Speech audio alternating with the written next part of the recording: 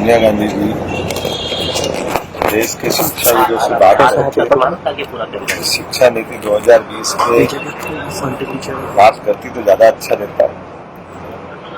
उनके सीमित ज्ञान का दुष्परिणाम यह आया कि उनके अंदर की, खासकर आजादी के बाद के लंबे समय तक कांग्रेस ने शिक्षा को जो मजाक बनाकर उसकी पोल की।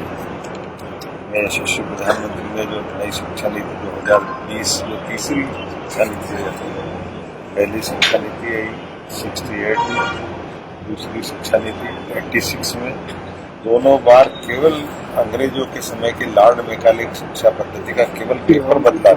इन सबके साथ अन्याय किया और वो सारे लोग जो आक्रांत रहे उनको महान बताने का प्रयास किया, देश की जड़ों से काटने का प्रयास किया। ये पहली बार हो रहा है कि हमारी शिक्षा नीति में हम अपने आराध्य को भी स्मरण कर सकते हैं। शिक्षा नीति के भरोसे से हम केवल बेरोजगार की डिग्री नहीं दे रहे।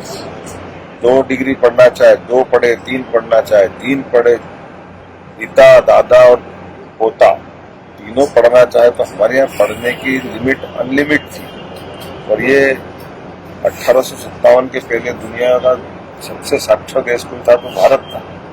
लेकिन अंग्रेज और खासकर बाद में कांग्रेस ने इस चीज को नजरअंदाज करा और बेरोजगार की खोज बढ़ाने का काम किया।